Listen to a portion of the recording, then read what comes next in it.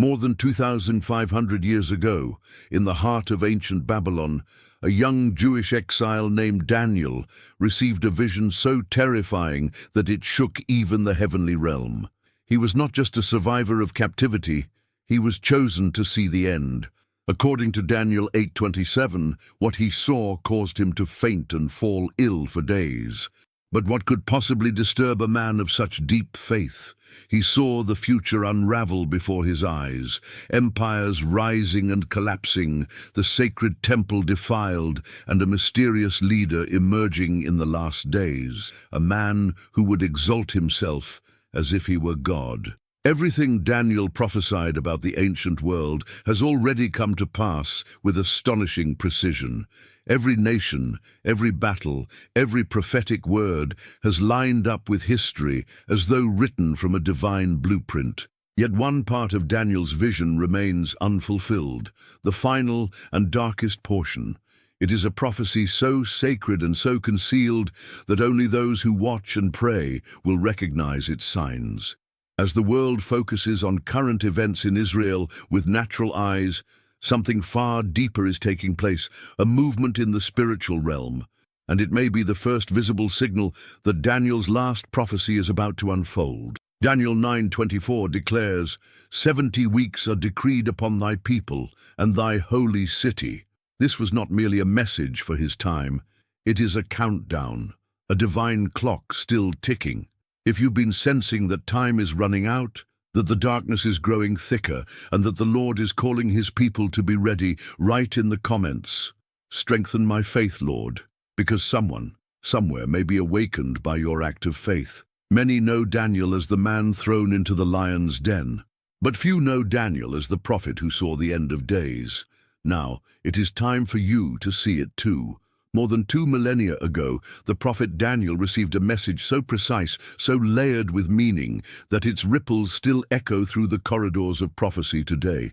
It was not just a vision of beasts or kingdoms, but of time itself, divided, measured, and woven into a divine countdown.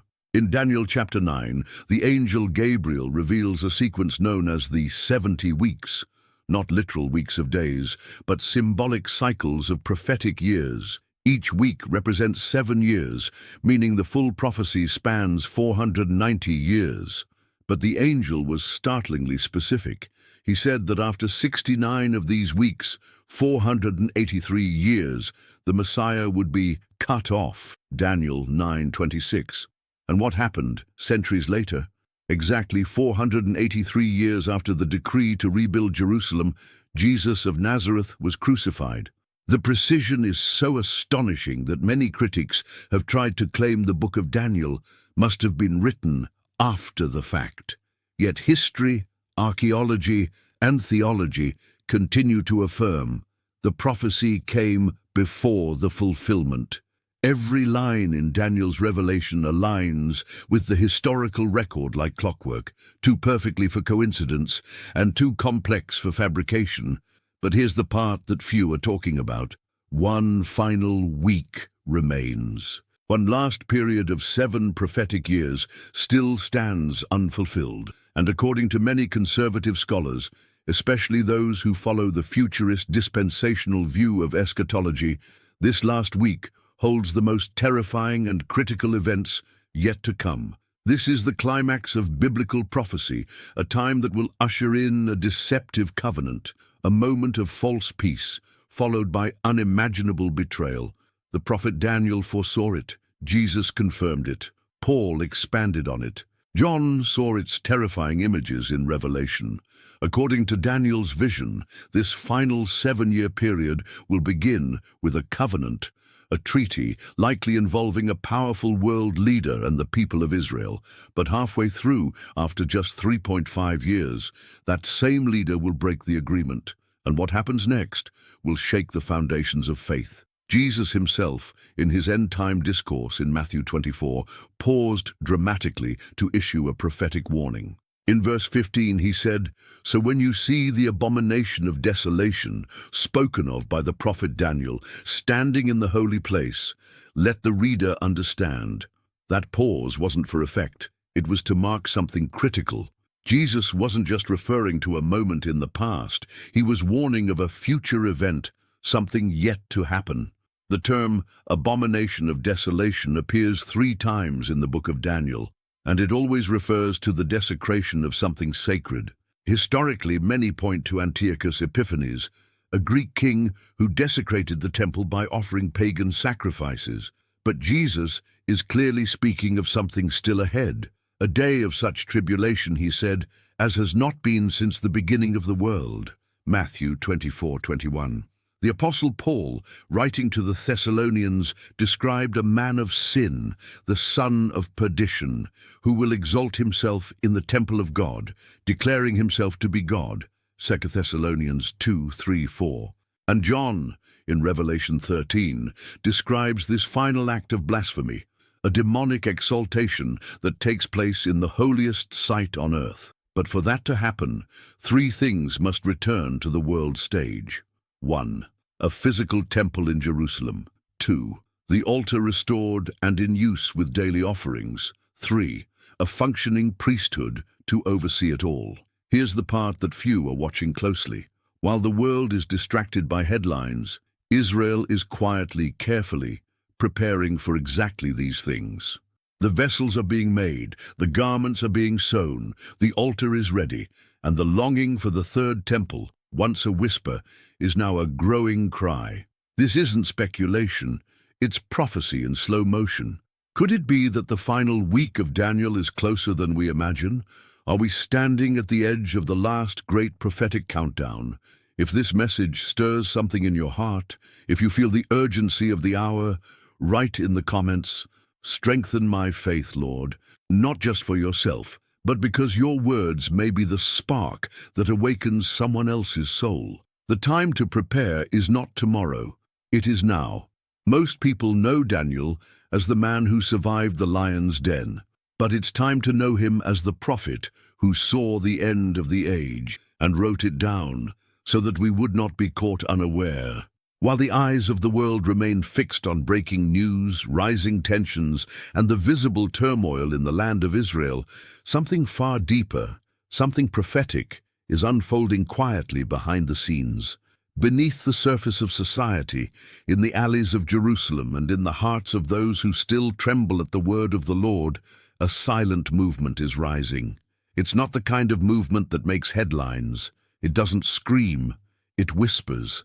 And yet, many believe this whisper could become the roar that fulfills the final prophecy of Daniel. Most people don't know, or simply aren't watching closely, but the nation of Israel has already begun to prepare the 3 elements necessary for the final chapter of biblical prophecy to unfold. These aren't theories, these are real, documented developments.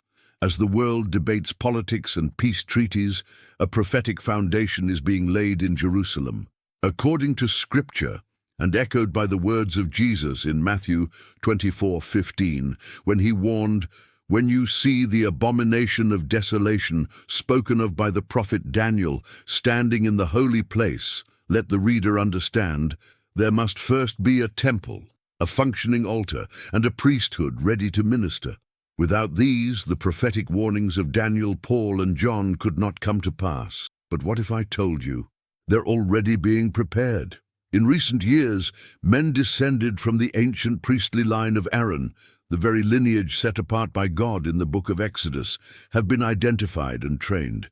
These men are not simply studying history, they are learning the actual ancient practices written in the Torah, not as a religious exercise, but as a serious preparation for temple service. They are being taught how to perform the sacrifices, handle the holy instruments, wear the sacred garments, just as commanded in the law of Moses.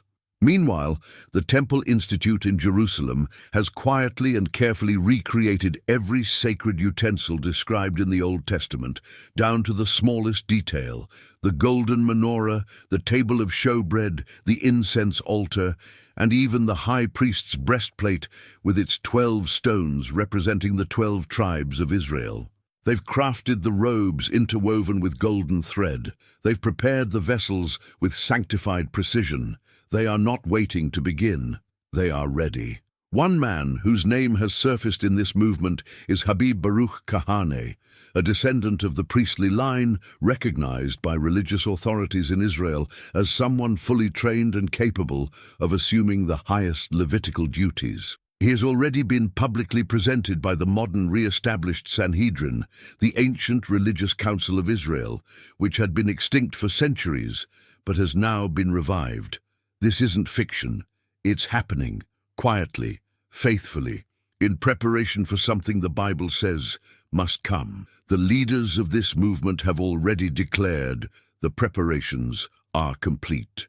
They are simply waiting for the moment, for the right political, social, and spiritual climate to restore the temple to its ancient role. And this forces us to confront a question we can no longer avoid.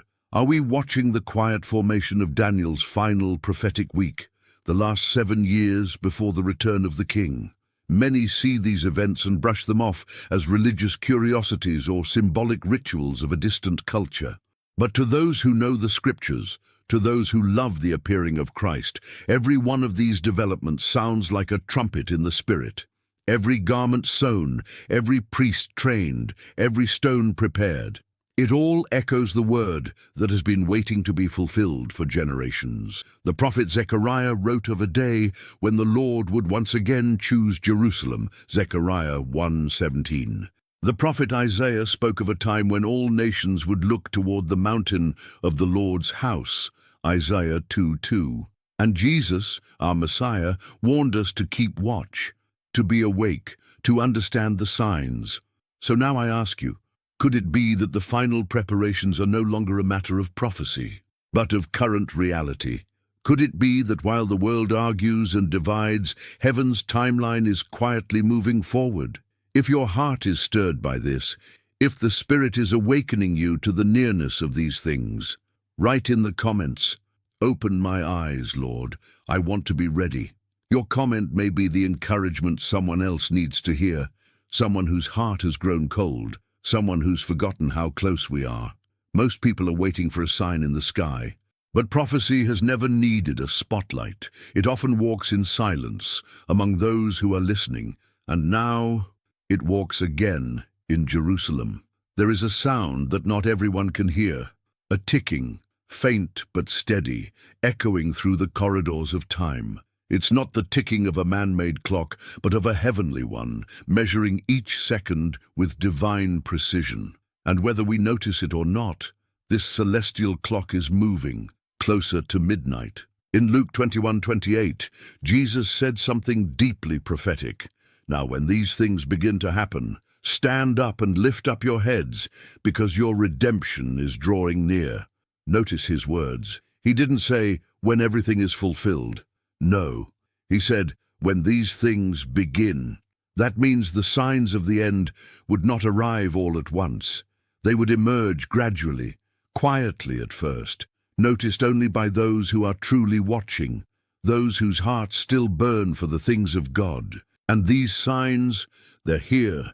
Israel has been restored as a nation. The ancient religious council, the Sanhedrin, has been re-established after nearly 2,000 years. Sacred biblical utensils have been recreated according to Old Testament instructions, items meant for one specific purpose: temple worship. And while the world scrolls past these updates without a second thought, those who study the scriptures, those who long for Christ's return, are recognizing them for what they truly are: prophetic milestones. Though there are many different interpretations of biblical prophecy, one truth unites all sincere students of eschatology: God is sovereign, and his timeline is perfect. According to the book of Daniel, 69 of the 70 prophetic weeks have already unfolded with astonishing accuracy. What remains is the final week, a 7-year period filled with unprecedented events. And the question we must ask is not when it will begin, but how are we living as it draws near? Daniel 9:27 reveals something crucial. The final prophetic week doesn't begin with war, or the rebuilding of a temple, or the appearance of an idol. It begins with a covenant, a strong agreement made with many. The verse says, He will confirm a covenant with many for 1 week, but in the middle of the week he will bring an end to sacrifice and offering. This isn't the kind of event that will dominate headlines. It may even seem ordinary, buried under the noise of political negotiations, but in the eyes of heaven it will mark the beginning of the end. God often speaks not through thunder, but through subtle signs, echoes of eternity disguised in the rhythm of ordinary days. And perhaps we are living in such a moment now, a moment when prophecy is not just being read, but being fulfilled. Every generation has looked at the scriptures and asked, is this our time? Are these signs for us? We don't claim to know everything, but what we do know is this: the word is true, the promises are certain, and the signs are mounting. So the question is not about fear, but about readiness. Are our hearts aligned with heaven? Are we living with urgency, with holiness, with eyes fixed on eternity? Before the final deception comes, before the man of lawlessness steps onto the world stage, God is calling his people back to prayer, back to truth, back to the altar. If your heart is stirring right now, if something inside you whispers that time is short, write in the comments, "Sustain me, Lord," because maybe, just maybe, your cry will awaken someone else. Maybe your simple act of faith will be the spark that rekindles another heart that has gone cold.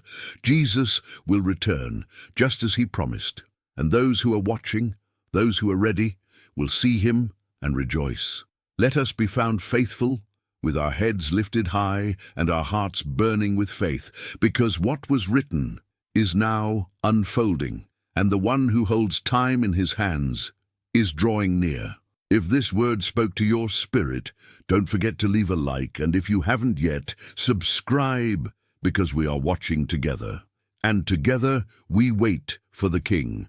Until the next video, stay alert, stay faithful, stay ready.